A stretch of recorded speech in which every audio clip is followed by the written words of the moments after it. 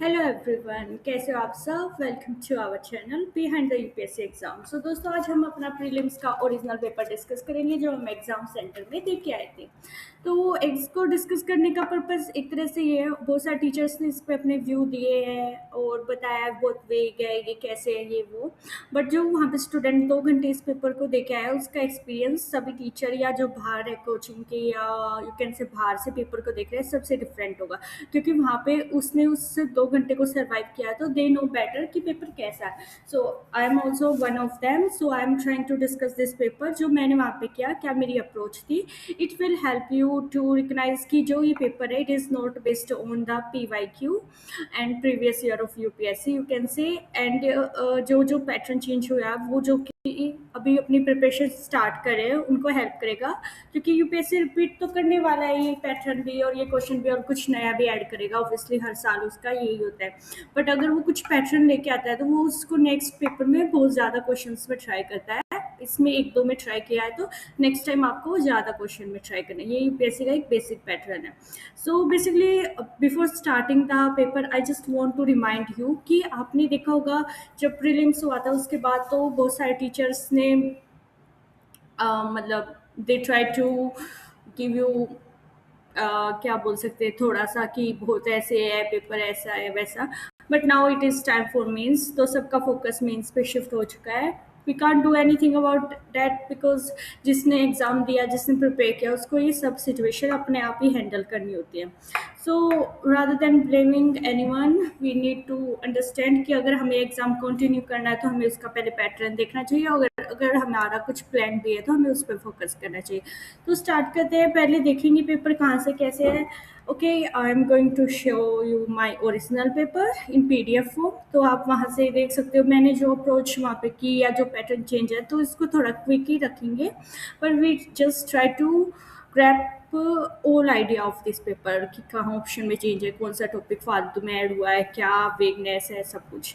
Basically ये जो paper था सो अनसर्टेन था, पर वहाँ पे जब इसको पेपर को कर रहे थे तो देन यू रियलाइज कि भाई साहब टॉपिक तो सुने हैं पर जो उनके ऑप्शन है वो इतने क्लोज है कि you can't decide one option one answer, what is the answer, you can't decide it. क्योंकि एक तो प्रेशर इतना होता है, और जो लोग ये बोल रहे हैं कि काम रहना ये रहना, वहाँ पे सब ट्राई किया। Basically I attempt my paper in 2 round you can से। फर्स्टली मैंने अपना फर्स्ट राउंड किया 1 and you can say 1 hour, nearly 15 minute I think. Yeah, no, yeah, 1 hour 30 minute I completed my first round. Then after this I started my second round. उसमें भी मैंने मतलब जो जो क्वेश्चन में से 50-50 था उसको डिसाइड किया. So I tried to as much I can be so calm at that situation you can say. But बाहर जिसको बोलना है वो तो कुछ ना कुछ बोलेंगे ही. Ignore them. Okay, let's discuss the paper. Then I got the set P, और ये मेरा ओरिजिनल पेपर है। सो इसमें firstly I started to see, 2-3 minute लगती है कि क्या चेंज है क्या पैटर्न। तो स्टार्टिंग में आई रियलाइज कि स्टेटमेंट वाले काफ़ी क्वेश्चन आए हुए, एथिक्स आया हुआ है और बहुत लेंदी पेपर है। देन आई डिसाइडेड कि मैंने इसको थोड़ा सब्जेक्ट वाइज डिवाइड किया जिससे थोड़ा पता रहता है क्या कहाँ पे क्या है। तो यहाँ पे इन्वायरमेंट है, कहाँ पर ज्योग्राफी आई डिसाइडेड, सारा ये ऐसे देखा। Then I always practiced the paper from the last, जो भी टेस्ट वगैरह करे सब कुछ। तो मैंने डिसाइड किया I will do this from the last. देखा हिस्ट्री भी काफ़ी वीक थी, जो डिसीजन मेकिंग वाले क्वेश्चन थे वो मेरे 41 क्वेश्चन से स्टार्ट थे। तो देखा ये काफ़ी टाइम लेंगे, तो ये सब करने में 2-3 मिनट ही लगती है। Basically I did this, then I decided कि क्वेश्चन नंबर 100 से स्टार्ट करते लास्ट से, क्योंकि वहाँ पे कुछ साइंस के टॉपिक लग रहे थे कि हो जाएंगे ऐसे। तो इकोनॉमिक्स भी थी लास्ट में, मेरे में साइंस सेक्शन था, तो आई डिसाइडेड कि 100 क्वेश्चन से करते हैं। Then I started from the science section, but इसमें भी इतना टॉपिक तो जैसे ये सुने थे सब, नेशनल क्वांटम मिशन और ये सब जीनोम इंडिया प्रोजेक्ट, बट जो इनके ऑप्शंस थे वो इतने फैक्चुअल और इतना डेप्थ में पूछा हुआ था ना कि साइंस का लग रहा था भाई साहब पूरा PhD कर लो इस पे बैठ के, वेरी स्मॉल और ये सब कुछ, but pretty easy you can say as compare to other subject. But हाँ फिर भी काफ़ी डेप्थ में था। पर फिर देन अभी हम देखते हैं यहाँ से, let's move on question number 88। यहाँ पर देखिए, यहाँ पे पूछिए आपसे डिफरेंट कमेटी, कितनी कमेटी याद करेंगे हम, कितने सब्जेक्ट में कितनी कमेटी याद करनी है। इंश्योरेंस वाली कर लो भाई साहब, रोड मैप वाली कर लो, रिफॉर्म वाली कर लो, चलो उर्जित, ये है जो उर्जित पटेल, ये सुनी होती है। पर ये जो एल जी गुप्ता भी सुनी हुई थी, एक दो सुनी होती है, पर इतनी कमेटी वाला आई डोंट नो, पता नहीं किसको ही आता होगा, चलो जिसको आता होगा उसका अच्छा हो।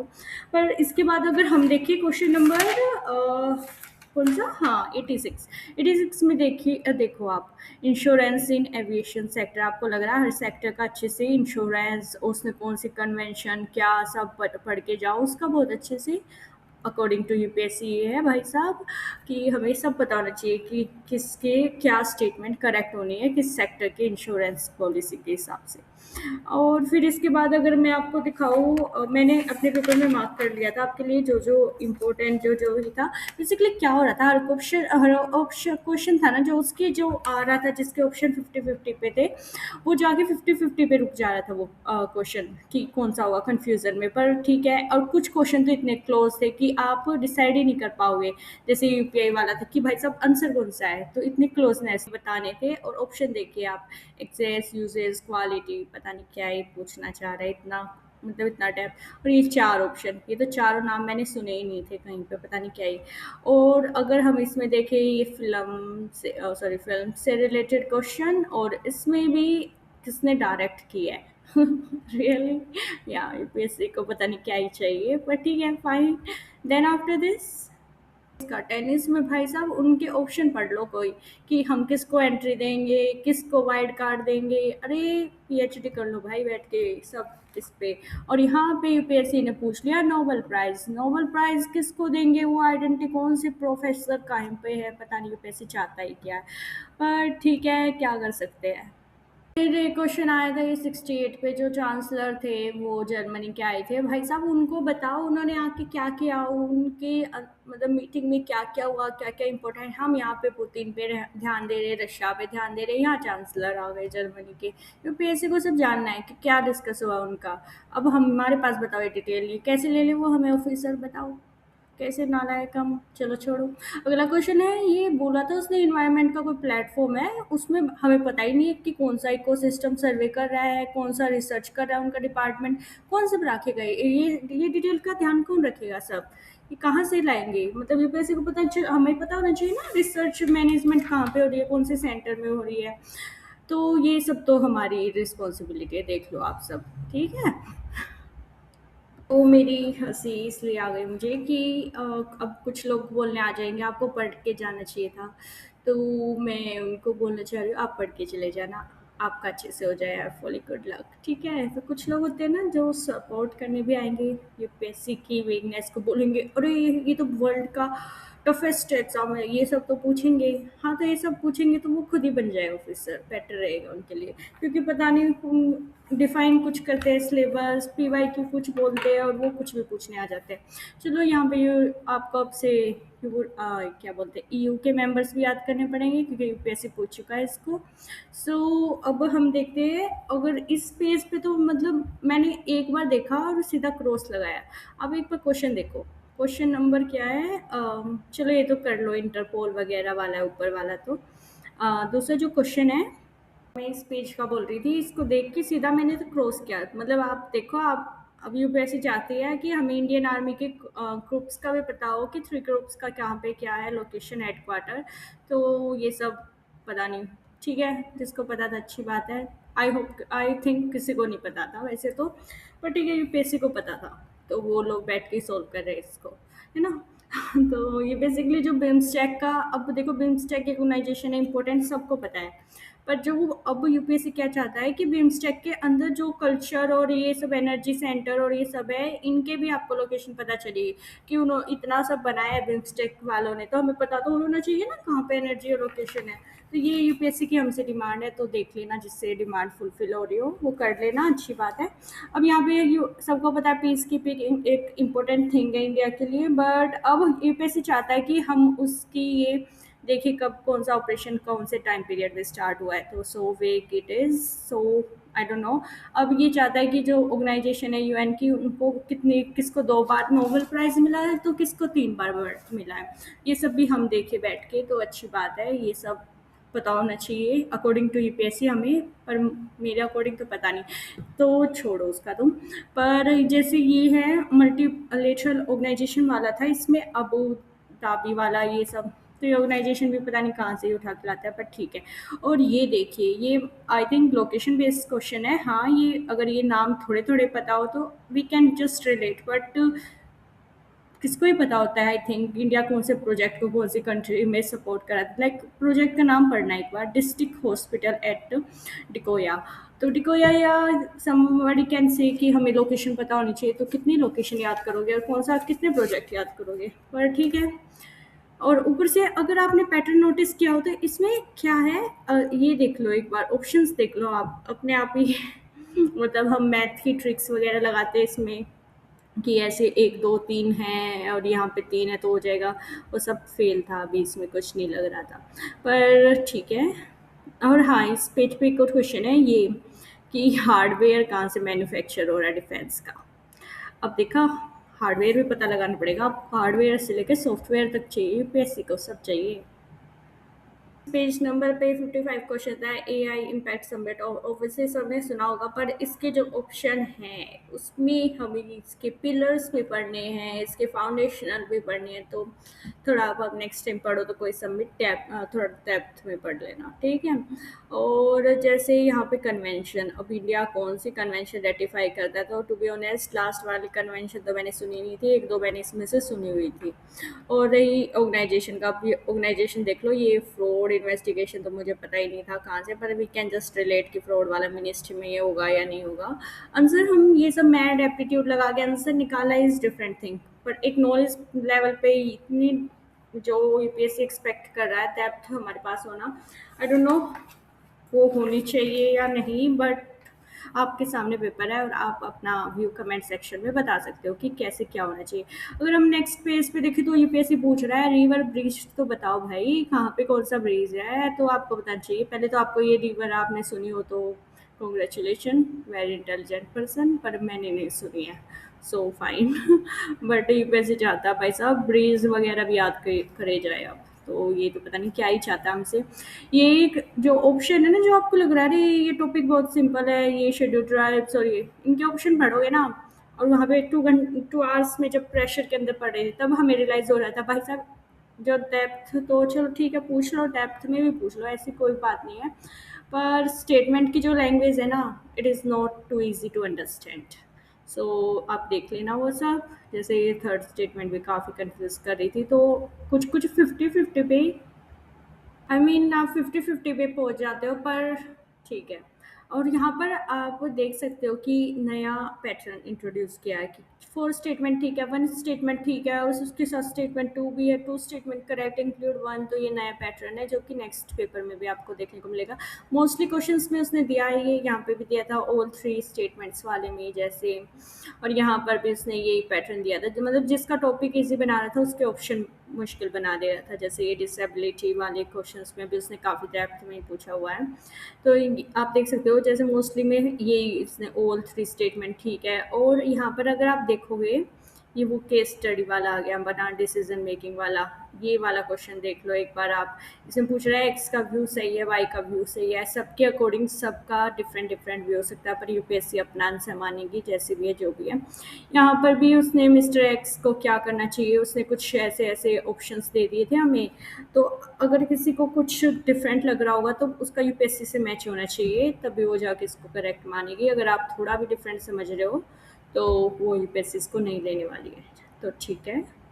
डेप्थ वाले क्वेश्चन जो डिसीजन मेकिंग वाले हैं, अकाउंटेबिलिटी वगैरह इथिक्स से रिलेटेड जो बोले जा रहे थे, तो ये इतने लंबे थे कि आपको अपना जो टाइम मैनेजमेंट आप घर से करके गए हो कि 2 आवर्स में इतना, सेकंड राउंड इतना, वो सब फेल था। वहाँ पे आपको खुद डिसाइड करना था, स्पीड काफ़ी बढ़ानी पड़ी एग्जाम में, जिससे की वजह से छोटी छोटी डिटेल्स भी आपकी मिस हो जा रही। ये यूपीएससी का हिस्ट्री का क्वेश्चन देख लो आपकी, भाई साहब क्या ही बताएं, कहाँ से कौन पढ़ता है ये सब, पता नहीं।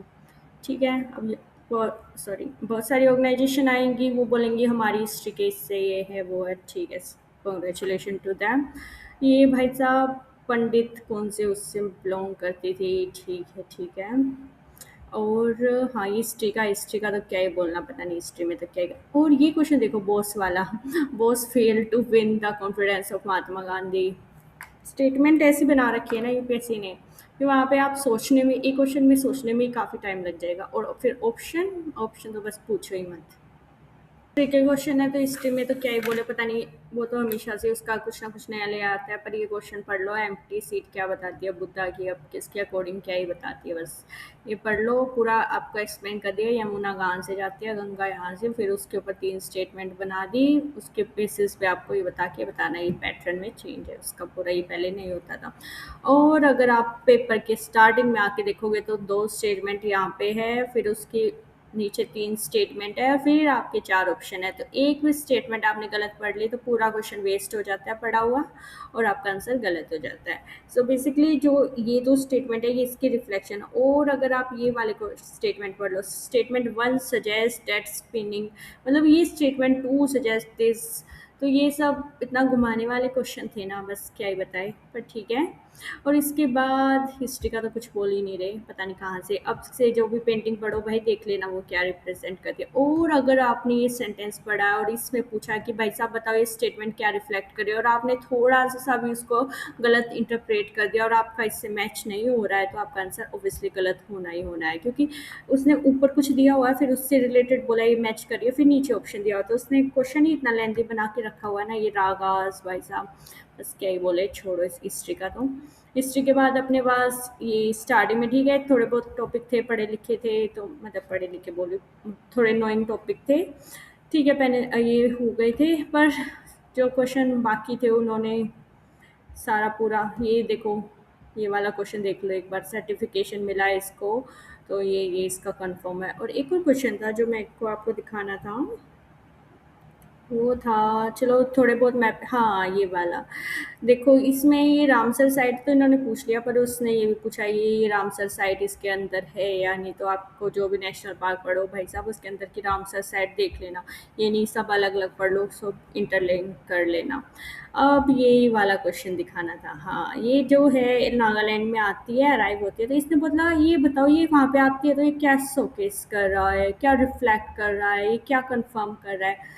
तो ये सब क्वेश्चन एक तरह से इंटरप्रिटेशन भी तो अलग हो सकती है ना इंसान की, और पर ठीक है, जो यूपीएससी इंटरप्रेट जो भी इसका वो इंटरप्रेट करेगा उसी से आंसर होगा, तो ये आप सब देख लेना। और इसमें हाँ स्टार्टिंग में ये एक दो टॉपिक पढ़ा बड़ा भी था, और हाँ यहाँ पे है वो क्वेश्चन देखो, स्टेटमेंट 1 ये करती है, कॉन्ट्रैक्ट करती है इसको, स्टेटमेंट 2, तो आप अगर वहाँ पे इतने प्रेशर में बैठे हो 2 घंटे पेपर कर रहे हो, और अगर आपने एक भी स्टेटमेंट को गलत कर दिया, ऑब्वियसली आंसर तो गलत होगा, पर वहाँ पे आपको ये भी सोचना है कि स्टेटमेंट थर्ड जो है वो स्टेटमेंट फर्स्ट को काउंट कर रही है, यानी एक दूसरे से इंटरलिंक, तो आपको पूरा बैठ के वहाँ पे पीएचडी करनी है एक तरह से पेपर में। 2 घंटे आपके पास, आपको राउंड भी कंप्लीट करने हैं, ओएमआर भी भरनी है, साइन भी करनी है, और ये पेपर भी करना है फिर। तो ये था पेपर। वैसे मेरा तो पेपर देखने का मन नहीं था, मैंने तो इसको बहुत दिनों से साइड में रखा था, पर फिर सोचा चलो आप लोगों से डिस्कस कर लेते हैं, जो भी स्टूडेंट को वहाँ पे लगा था वो वाला, ऑब्वियसली इनके एक्सप्लेनेशन आ जाएंगे, इनसे रिलेटेड एप्टीट्यूड आ जाएंगे, कोचिंग बताएंगे हमारे फॉर्मूले से ही हो गया, मैड यहाँ लग गया, एप्टीट्यूड लग गया, या किसी की ट्रिक लग गई, कोई बोलेगा हमारी नॉलेज इतनी थी, हमारे मटेरियल से सारे क्वेश्चन आ गए हैं, इतना सब मटेरियल है, बेसिक बुक से जो पढ़ के गए हो उससे कितना आया वो बताओ। अब ये मत कहना, कोई यहाँ पे काउंटर मत करना कि भाई साहब आप ऐसे कैसे बोल सकते हो, यहाँ से आया वहाँ से आया, जिसका आया उसका हो गया, ठीक है अच्छी बात है। बट ये पेपर थोड़ा लक बेस्ड काफ़ी था, और नॉलेज, इसमें नॉलेज कुछ क्वेश्चंस में आई एग्री की लग रही है, पर उनके जो ऑप्शंस है उसमें वो फेल हो जा रही है। टॉपिक पता है तो ऑप्शन नहीं पता, ऑप्शन पता है तो ऊपर का समझ नहीं आता है। आंसर तक पहुंचना is like a very hard task in this paper you can say. And ठीक है, अब जो हो गया वो तो हो गया, बट ये था डिस्कशन। जो आपको अच्छा लगा हो तो आप अपने व्यू कमेंट सेक्शन में बता सकते हो, और अच्छे से अपना नेक्स्ट टाइम जो भी प्रिपेयर करना है अच्छे से प्लान कर सकते हो। जिसका प्लान भी है उसको गुड लक, अच्छे से अपना फॉलो करो, और जो इस पेपर को देख के काइंडली अपना अच्छे से डिसाइड करो कि क्या करना है, कैसे करना है, और प्लान कैसे करना है यूपीएससी का आगे, क्योंकि वो बहुत डेप्थ में जाने लग गया अब यूपीएससी। अब पहले जैसे वाली, क्योंकि उसकी पीवाई की देखोगे, I did the 45 years nearly PY Q, किसी का 30 कर लिया, किसी सब्जेक्ट का, किसी का 15 ईयर्स कर लिया। वहाँ पे आई रियलाइज, जब वहाँ पे लग रहा था कि सब आ रहा है हमें, तो ये टॉपिक भी आ रहा है, ये क्वेश्चन भी, पर वहाँ पे जब स्टेटमेंट को इतना मिक्स करके कर रहे थे ना, सब मिक्स हो गया। ओवर अटेम्प्ट भी हो जाता था, क्योंकि ऐसा लग रहा था ये क्वेश्चन कर सकते हैं, पर उसमें इतना फंस जा रहे थे क्वेश्चन में। तो ये मेरा रो व्यू था इस पे, मतलब रो रियलिटी जो वहाँ पे थी। और ऐसा भी नहीं है, लोग बोल रहे हैं, जैसे टीचर बोल रहे हैं कि जो बच्चे सिलेक्ट होंगे उनकी क्वालिटी है वो काम रहे। Basically I I can claim it very well कि मैंने बहुत कामली अपना पेपर अटैम्प्ट किया, तभी मैं इसको 2 बार देख पाई इस पेपर को। फर्स्ट राउंड किया अपना, सब पढ़ा, फिर अपना सेकंड राउंड में अच्छे से मार्क किया। But calmness is a thing, obviously life में काम रहने से ही चीज़ें होती है। पर वहाँ पे जो ये फ़ील था कि सब हो रहा है, अच्छे से हो रहा है, पर अब बाहर आके पता चलता है कि ये ऑप्शन हमसे बिल्कुल नया पैटर्न था, हमें पता नहीं था उसका। ऑब्वियसली चलो अनसर्टेनिटी से डील करनी चाहिए, पर इतनी अनसर्टेनिटी कि आप कंसेप्ट ना पूछो, पॉलिटी गायब ही कर दो आप उसमें से बिल्कुल। इकोनॉमिक्स के आप कंसेप्ट को छोड़ के सब पूछ लो फालतू का। और ठीक है, करंट अफेयर्स आप इतना पुराना और पता नहीं कहाँ से ही उठा के ला रहे हो, हिस्ट्री में क्या टर्म्स ला रहे हो आप। तो ये सब था। ठीक है, आप अपने रिव्यू बता सकते हो कमेंट सेक्शन में। ये मेरा वो था। Good luck for your future, और आप इसको शेयर कर सकते हो, सब्सक्राइब कर सकते हो, लाइक कर सकते हो। आपको जो भी पॉइंट ऑफ व्यू हो आप बता सकते हो। Thank you, take care, good day.